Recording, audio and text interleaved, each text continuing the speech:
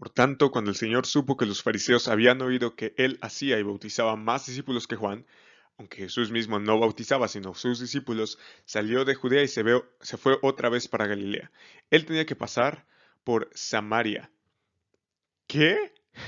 Los discípulos tenían que haber preguntado, ¿por qué? ¿Por qué por Samaria? Hay otro camino para ir de Judea a Galilea.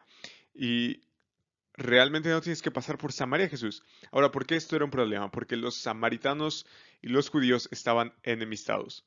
Ellos tenían una rivalidad muy fuerte porque los judíos habían destruido gran parte en el pasado, claro, habían destruido gran parte del testimonio o de la tradición religiosa de los lugares sagrados en Samaria. Entonces, ah, para ellos eran como fuchi, ¿no?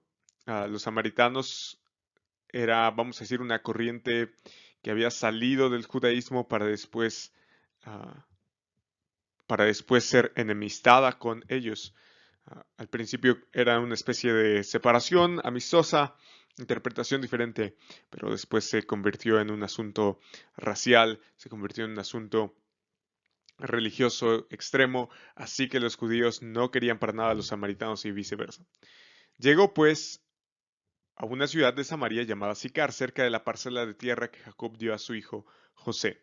Y allí estaba el pozo de Jacob, de nuevo un lugar sagrado para los samaritanos. Entonces Jesús, cansado del camino, se sentó junto al pozo. Quizás la palabra no era sagrado, quizás era emblemático. Se sentó junto al pozo, era cerca del mediodía, donde el sol pega en su punto.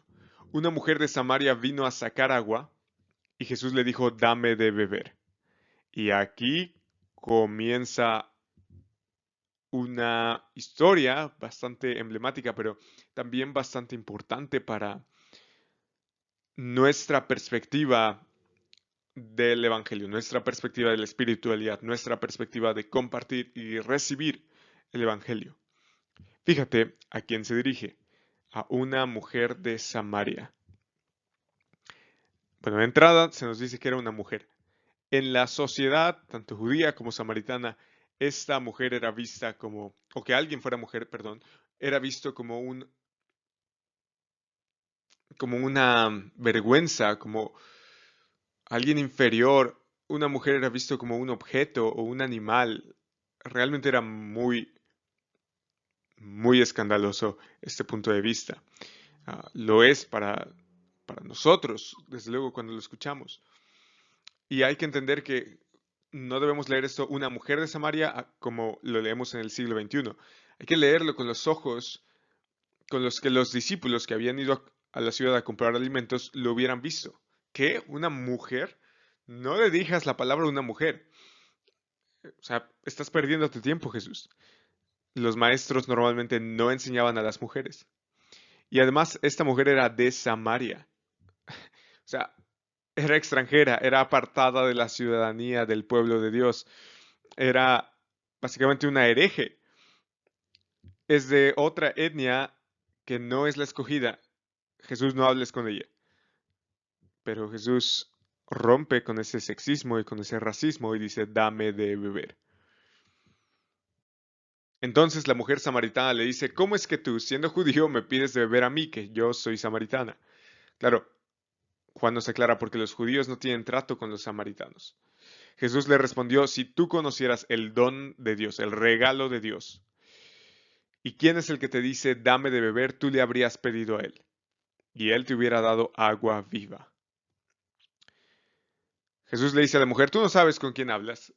Claro, no se lo dice en ese tono, pero piensa en el resto de la conversación y piensa en lo que Jesús está ofreciendo, el regalo de Dios. Tú no sabes quién soy y además yo te voy a dar agua viva. Ella le dijo, Señor, no tienes con qué sacarla y el pozo es hondo. ¿De dónde pues tienes esa agua? A lo mejor ella pensó, bueno, chance y me va a ayudar a sacarla del pozo. ¿Acaso eres tú mayor que nuestro padre Jacob, que nos dio el pozo del cual bebió él mismo y sus hijos y sus ganados? De nuevo, la importancia del lugar es que para los samaritanos esto es de nuevo emblemático, es un lugar tradicional, es un lugar que evoca las promesas de Dios. Jesús le respondió, todo el que beba de esta agua que tú tanto, de la cual tú tanto te enorgulleces, de este pozo, todo el que saque agua de este pozo volverá a tener sed. Pero el que beba del agua que yo le daré, no tendrá sed jamás, sino que el agua que yo le daré se convertirá en él en una fuente de agua que brota para vida eterna. Entonces tenemos al individuo que se está muriendo de sed, reclama por agua, Jesús le da esa agua, se introduce en el cuerpo, pero no solamente sacia al ser que recibe el agua, sino que también que ese ser se convierte después en agua viva, en un manantial. El agua que recibe, el don de Dios, la vida eterna, después brota de esa vida. O sea, no solamente la persona es receptora del don de Dios, no solamente la persona es receptora de la vida eterna, también se convierte en una fuente que reparte el don de Dios, que reparte la vida eterna. Y vamos a ver en qué sentido eso es verdad. Pero fíjate que Jesús está hablando en términos de un pozo material y después está extrapolando esos términos a una realidad espiritual. Está claro que la mujer muy probablemente haya notado eso, que Jesús está tratando para ella de hacerse el interesante, de hacerse el misterioso, de darle un sermón, pero la mujer evita un poco esa plática y trata de nuevo de enfocarse en lo material. Señor, le dijo a la mujer, perdón, Señor, le dijo a la mujer, dame esa agua para que no tenga sed ni venga hasta aquí a sacarla. Oye, si tienes esa agua, bueno, pues estaría excelente que me la dieras de una vez, ¿no? Ahora bien, recuerda lo que se está prometiendo, el don de Dios. La identidad de Jesús sigue siendo un misterio, pero es necesaria para que Él dé el agua viva. Y cuando alguien recibe esa agua, se convierte en una fuente de agua que brota para vida eterna. No tiene sed jamás. Jesús le dijo, ve, llama a tu marido y ven acá. No tengo marido, respondió la mujer. Y entonces Jesús le dice algo que probablemente solo ella sabe. Bien has dicho, no tengo marido, porque 5 maridos has tenido, y el que ahora tienes no es tu marido, estás en fornicación.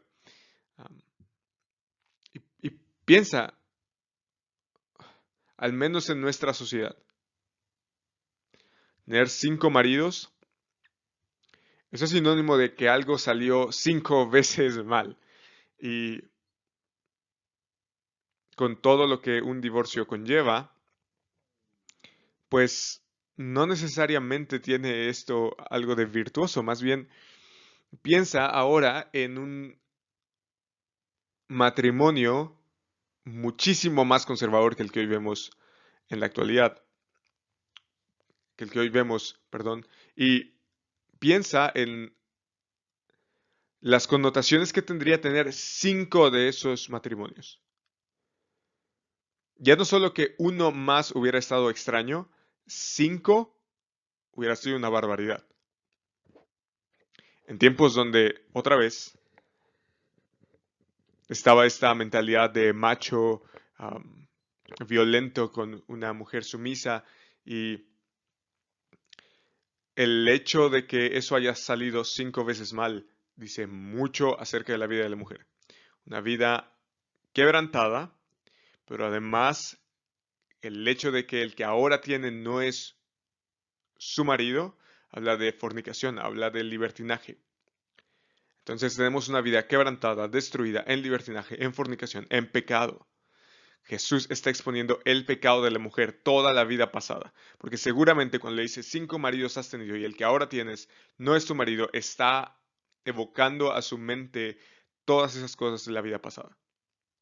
Jesús quiere que recuerde la mujer samaritana, esta es tu vida, así es como se ve. Por eso tú vienes a mediodía a recoger agua, para que nadie te observe, cuando el calor está en su punto y cuando nadie viene. Porque la vergüenza y la culpa de tu pecado se ciernen sobre ti. En eso, dice Jesús, has dicho la verdad. La mujer le dijo, Señor, me parece que tú eres profeta. Claro, era lo menos que podía decir.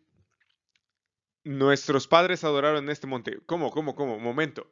Estamos hablando de tu pecado, mujer. Y ahora dices, bueno, es cuestión de perspectiva. Nuestros padres adoraron en este monte. Y ustedes dicen que en Jerusalén está el lugar donde se debe adorar.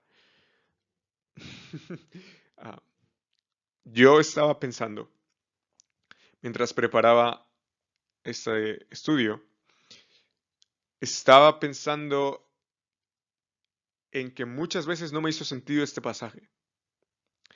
Me parece que tú eres profeta y después cambia de tema. Y parece un cambio abrupto de tema. Y si tú lees comentarios bíblicos o si tú preguntas a estudiosos, te dicen, bueno, la mujer está evadiendo la conversación.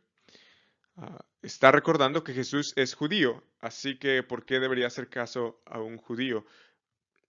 Está queriendo trasladar la conversación hacia otra parte. Y yo pensaba, ¿por qué la mujer haría eso? Claro, por su vergüenza, por su culpa, pero yo no me imagino que la conversación se torne en algo como eso. Pero recientemente yo me reuní con un grupo de amigos, ellos saben que soy cristiano y les he hablado muchas veces sobre el Evangelio. Y particularmente una mujer de ese grupo de amigos es exactamente así, exactamente como la mujer samaritana. Sin detalles, solamente voy a decir que entendí perfectamente este pasaje. Entendí perfectamente cuando una persona es confrontada con su pecado y después dice exactamente lo que dijo la mujer samaritana. Es cuestión de perspectiva. Tú que eres cristiano dices que a Jesús se le debe adorar. Pero mira, este otro grupo de personas con las cuales mi familia se identifica, con los cuales mi grupo de amigos se identifica, dice esto otro. Y son pequeñas las diferencias. Se trata, en el caso de la mujer samaritana, de un monte. Realmente no va a ser la diferencia si yo acepto a Jesús en mi vida, porque son pequeños detalles y es cuestión de perspectiva. Realmente, sí, estoy en pecado, pero no importa, porque cada quien adora como puede y eso es muy privado. Exactamente como la mujer samaritana. Y puedes pensar en conversaciones que has tenido. Ya sea que tú estés del lado de Jesús o que tú estés del lado de la mujer samaritana. Puedes pensar en conversaciones con las cuales hay empezado como, oye, necesitas a Jesús, eres pecador, pecadora, necesitas a Jesús. Y tanto la persona con la que estás platicando como tú mismo, si estás en el lado de la mujer samaritana, eso se lleva después a una conversación diferente sobre cuestión de perspectiva. Pero quiero que recuerdes, en esos casos, lo que está en juego. Jesús, versículos antes, acaba de decir, si esta mujer supiera el don de Dios y quién dice, dame de beber, entonces la mujer le habría pedido agua. Y esa agua saciaría su sed.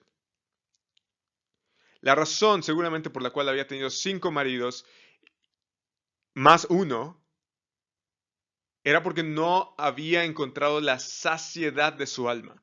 Estaba tratando de llenar el vacío de su alma, de su mente y de su cuerpo con hombres, con relaciones.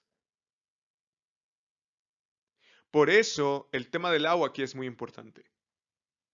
Hay una sed espiritual que la mujer está tratando de saciar, que no es saciada con ninguna otra cosa, sino con Jesús.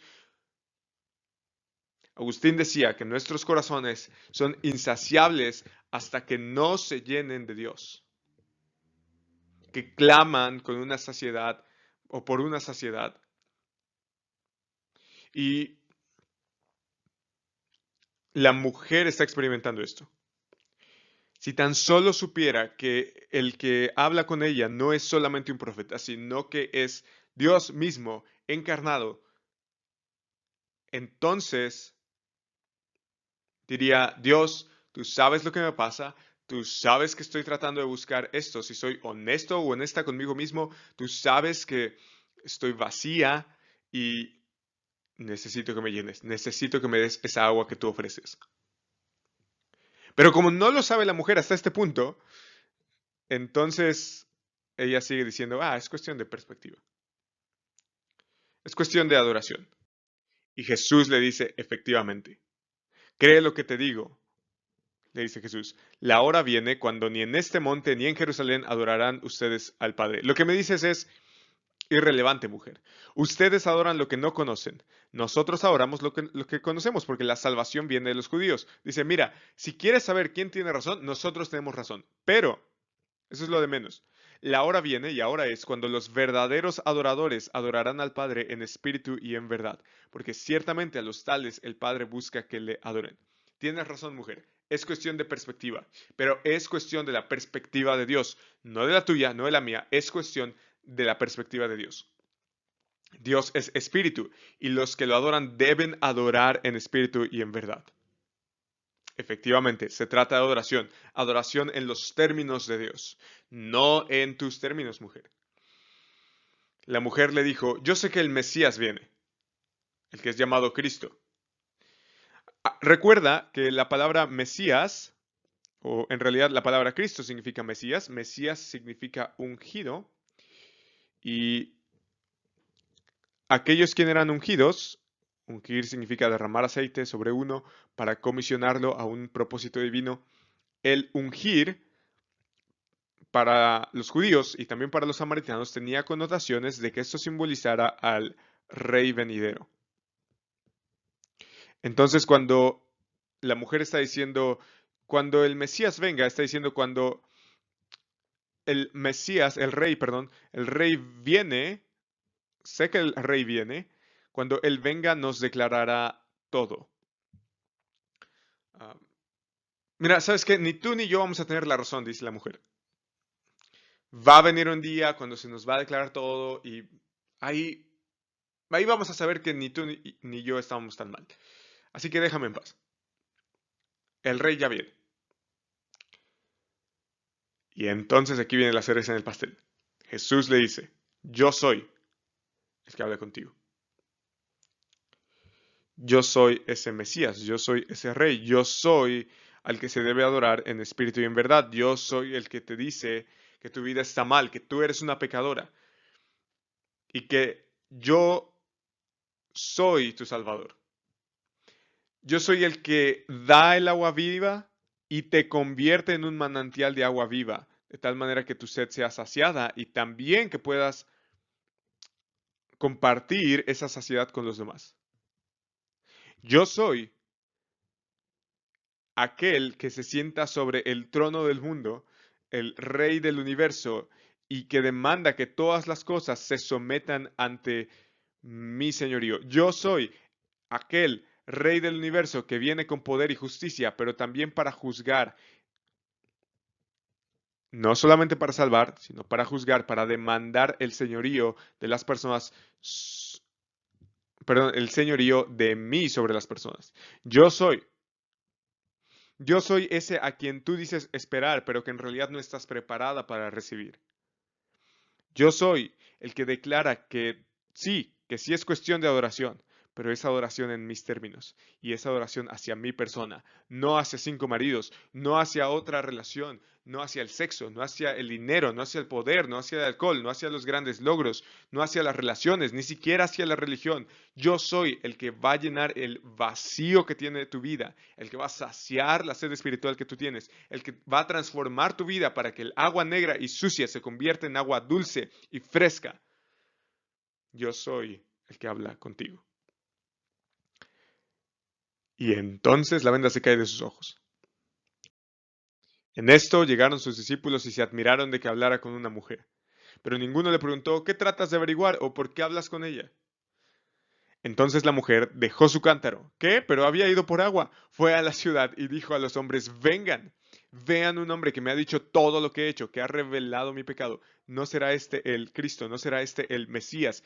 Y salieron de la ciudad y fueron a donde él estaba. ¿No será este el Rey a quien estamos esperando? ¿A quien debemos someter toda nuestra vida? Bueno, él me ha dicho todo lo que yo he hecho. Mientras tanto, los discípulos le rogaban, Rabí, come. Pero él le dijo, yo tengo para comer una comida que ustedes no saben. Entonces los discípulos se decían entre sí, ¿le habrá traído alguien de comer?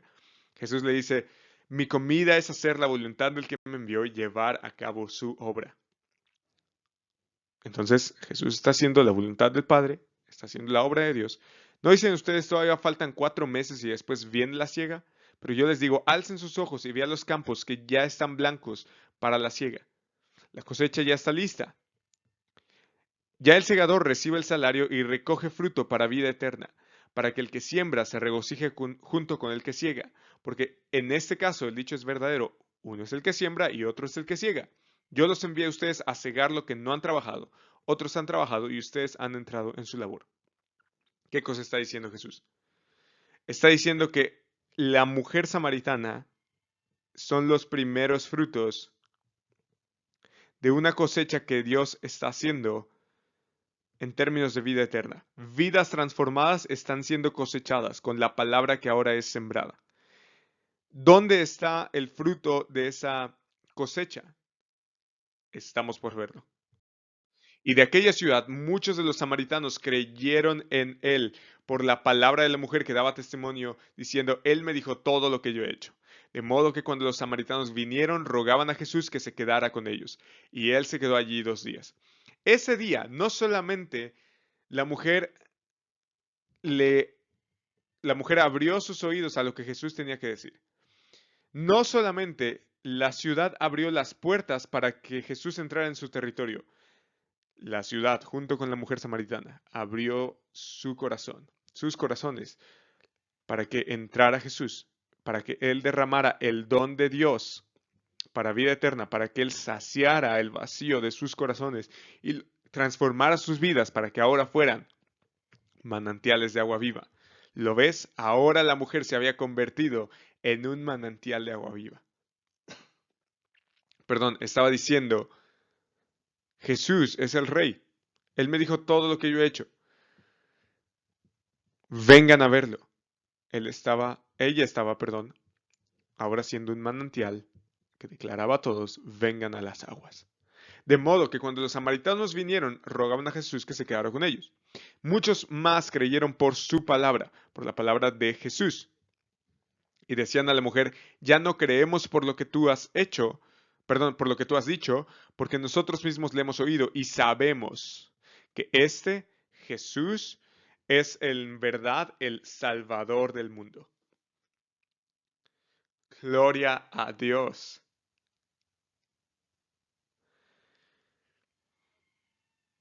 Ahora, yo quiero hacer 2 invitaciones. La primera es para las personas que están escuchando que no creen en Jesús, que están viendo esto como un ejercicio de curiosidad ah,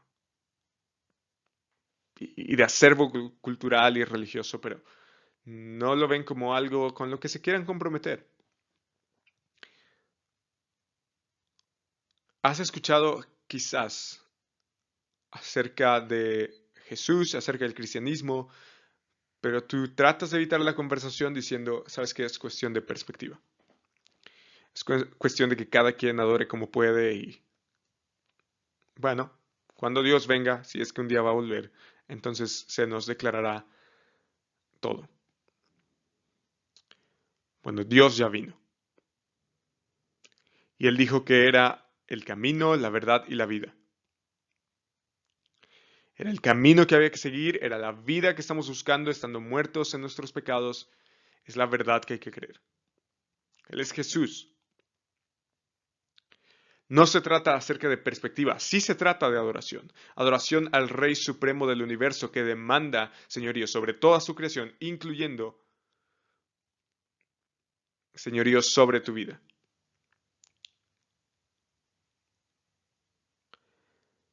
Sí, se trata de lo que llena tu alma, pero lamentablemente le estamos llenando con un montón de cosas que no nos satisfacen. Nuestros corazones van a estar insaciables hasta que beban del agua de vida eterna que Jesús da. Así que, si tú estás sediento o sedienta, no evites más a Jesús. Ven a las aguas. Ven a las aguas de vida eterna. Y ahora, la otra invitación que yo quiero hacer es para las personas que predican el Evangelio y que ya conocen acerca de Jesús, pero quieren desistir, que han hablado una y otra vez acerca de Jesús y nada más, no se logra nada, no se llega a nada. Es Dios el que hace la obra. Y quién sabe, a lo mejor tú estás sembrando, como dice Jesús, y otros van a cosechar. Y esa cosecha después va a multiplicarse, como el caso de la mujer samaritana. Y esa persona a la que estás predicando, y que quizás ni siquiera veas con tus propios ojos, pero si el Señor la llega a salvar a esa persona, se va a convertir después en un instrumento para que muchas otras personas conozcan acerca de Jesús. Podría pasarme muchos minutos más, quizás horas, hablándote acerca de testimonios que son como los de la mujer samaritana. Personas que evitan a Jesús, pero que después se convierten en instrumentos, porque encontraron la saciedad de su alma en Jesús, cosa que habían tratado de satisfacer con 5 más un maridos.